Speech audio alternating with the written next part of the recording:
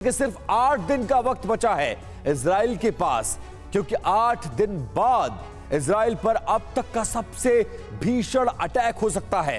8 दिन बाद इजराइल का कोना कोना बम गोला बारूद से दहल सकता है। इतना ही नहीं, 8 दिन बाद ईरानी प्रतिशोध से इजराइल का वजूद तक मिट सकता है। और यह दावा पश्चिमी देशों की खुफिया एजेंसियों ने किया है। क्योंकि वो 12 अगस्त से ईरान अपने तमाम ब्रह्मास्त्रों को इजराइल की तरफ झोंक देगा। अब सवाल यह है कि ईरान ने 12 अगस्त की तारीख ही क्यों चुनी? क्यों 12 अगस्त इजराइल के लिए विनाश का दिन साबित होगा? देखिए इस रिपोर्ट में। अरब में अब तक का सबसे भीषण युद्ध का आगाज होने वाला है।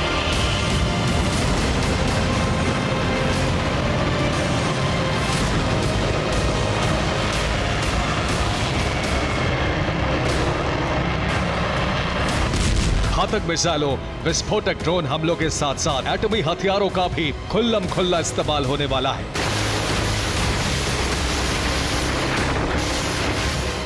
और जानते हैं इस बार अरब वॉर में किसकी बलि चढ़ेगी?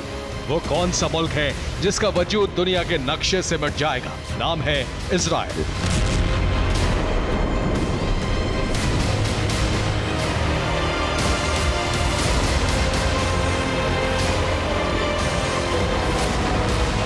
कुछ मीडिया रिपोर्ट्स में दावा किया जा रहा है कि ईरान ने इजराइल पर हमले का प्लान तैयार कर लिया है। तारीख तय हो चुकी है, वक्त भी मुकर्रर हो चुका है। बस इंतजार है अगले 8 दिनों का, क्योंकि 12 से 13 अगस्त के बीच इजराइल पर बड़े हमले की आशंका है।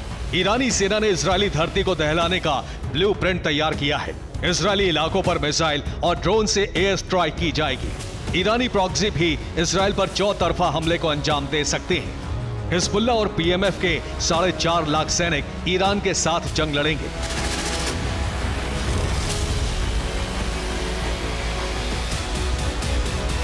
मतलब ये कि इस बार ईरान के बारूदी प्रतिशोध में इजराइल का कोना कोना बारूद से थर्रा उठेगा।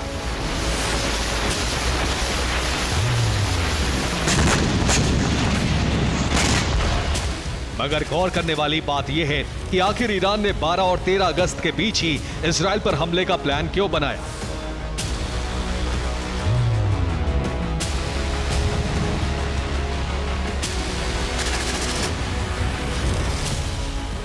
आखिर 8 दिन बाद ही क्यों ईरान और उसके प्रॉक्सी संगठन इजराइल पर प्रहार करेंगे? तो इसके पीछे की वजह है 12-13 अगस्त की तारीख का अतीत, जिसे यहूदी ब्लैक डे के तौर पर मनाते हैं।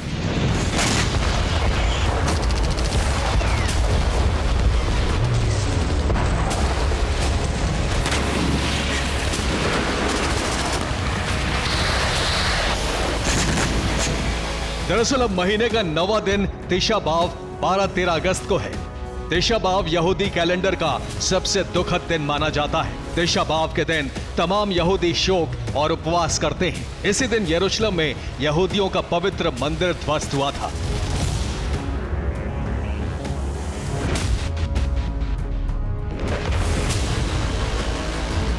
यानी इस बार 12-13 अगस्त को यहूदी जब शोक में डूबे होंगे, तभी यह आशंका जताई जा रही है कि यहूदियों के ब्लैक डे को ईरान डूम्सडे यानी विनाश का दिन बनाएगा।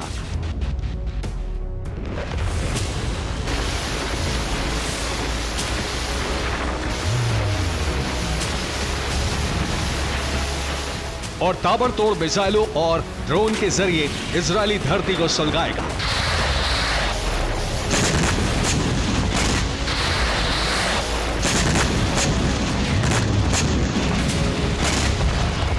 इसी साल 13 अप्रैल को ईरान ने इजरायली धरती पर मिसाइल अटैक किए थे। वजह थी सीरिया की राजधानी दमिश्क में मौजूद ईरानी दूतावास पर इजरायल की एयर स्ट्राइक, जिसमें कई IRGC कमांडर्स की मौत हुई। मगर इस बार तो इजरायल ने ईरान, लेबनान और सीरिया तीनों देशों की राजधानियों पर प्रचंड प्रहार किया।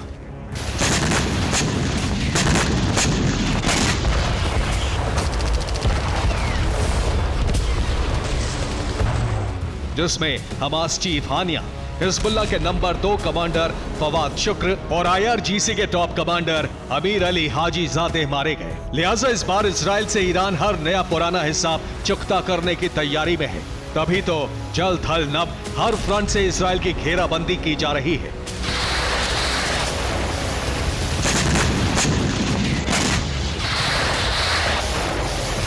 ईरान अपने तमाम विनाशकों को धार दे रहा है। वहीं कुछ रिपोर्ट्स में दावा किया जा रहा है कि इजराइल में बारूदी जलजला लाने के लिए ईरान ने अपने तमाम ब्रह्मास्त्रों को एक्शन में ला दिया है। बाकायदा ईरानी सेना की तरफ से एक लिस्ट जारी की गई है जिसमें बताया गया है कि इजराइल पर किन किन मिसाइलों से प्रहार होगा।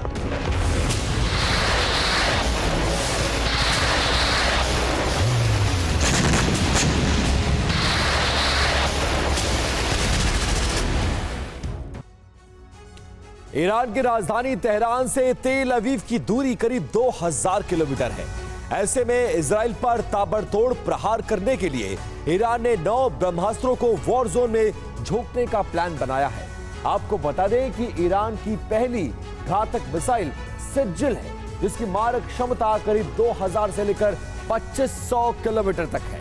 यह मिसाइल मैक 12 यानी 15000 किलोमीटर प्रति घंटे की रफ्तार से अटैक कर सकती है। वहीं ईरान का दूसरा ब्रह्मास्त्र खैबर है, जिसकी रेंज 2000 किलोमीटर है। यह मिसाइल मैक 5 यानी 6000 किलोमीटर प्रति घंटे की रफ्तार से टारगेट पर धावा बोल सकती है। तीसरी मिसाइल इमाद है, जिसकी मारक क्षमता करीब 2000 किलोमीटर है। यह मिसाइल मैक 7 यानी 8643 किलोमीटर प्रति घंटे की रफ्तार से उड़ान भरते हुए तबाही मचाती है। ईरान का चौथा ब्रह्मास्त्र शाहाब 3 है, जिसकी रेंज 2000 किलोमीटर है। यह मिसाइल मैक 7 की रफ्तार से पिन पॉइंट अटैक करती है। इजराइल को दहलाने वाली 5वीं मिसाइल का नाम है गदर, जो मैक 9 की रफ्तार से 1950 किलोमीटर तक प्रति घंटे की रफ्तार से प्रहार करने में सक्षम है। ईरान की छठी मिसाइल पवे है, जो कि एक शॉर्ट रेंज क्रूज मिसाइल है।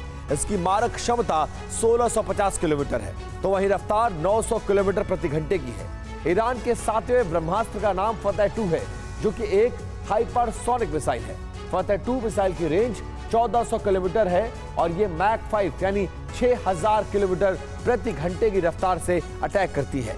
ईरान की 8वीं मिसाइल खैबर शिकन है, जो कि 1500 किलोमीटर प्रति घंटे की रफ्तार से तबाही मचा सकती है, वो भी 5000 किलोमीटर प्रति घंटे की रफ्तार से। वहीं इजराइल में बारूदी भूचाल लाने के लिए ईरान की 9वीं मिसाइल हज कसैम है, जो मैक 5 की रफ्तार से 1400 किलोमीटर तक के इलाके को दहला सकती है।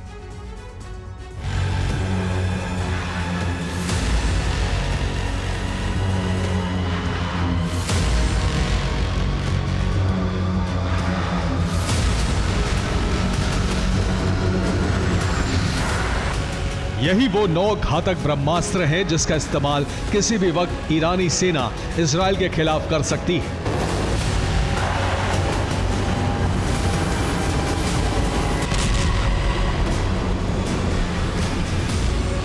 ऐसे में ईरान के विध्वंसक तैयारी और जंगी ऐलान को देखते हुए इजराइल ने भी अपने सुरक्षा घेरे को मजबूत करना शुरू कर दिया है।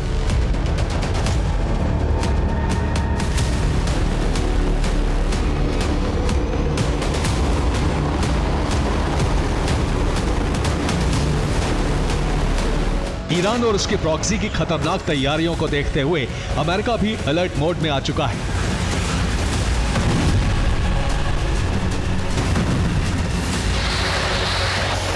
क्योंकि ईरान का पलटवार तय है, ऐसे में अमेरिका ने भूमध्य सागर में अब्राहम लिंकन समेत 12 युद्धपोतों को तैनात कर दिया है।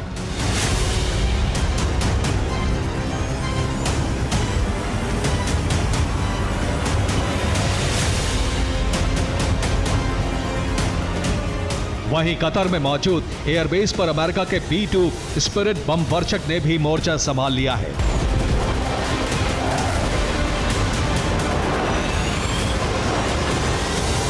वहीं पेंटागन की तरफ से ऐलान किया गया है कि ईरान की तरफ से इजराइल पर हमले की आशंका को देखते हुए हम मिडिल ईस्ट में लड़ाकू विमानों के स्क्वाड्रन तैनात करने वाले हैं, क्योंकि इजराइल की सुरक्षा के लिए अमेरिका प्रतिबद्ध है।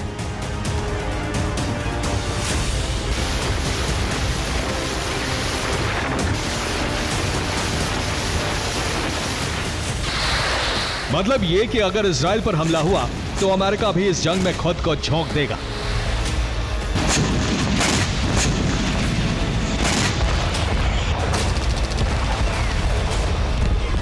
क्योंकि ईरान के साथ साथ प्रॉक्सी संगठन भी इजराइल के खिलाफ आक्रामक तेवर अपनाए हुए हैं।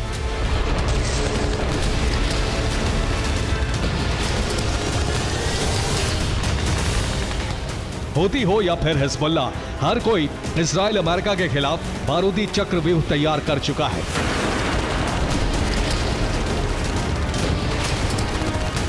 भूमध्य सागर से लाल सागर तक भीषण हमले किए जा रहे हैं। ऐसे में अगर अमेरिका ने बीच बचाव नहीं किया तो 12 अगस्त से इजरायली धरती बारूद से ध्वस्त हो जाएगी।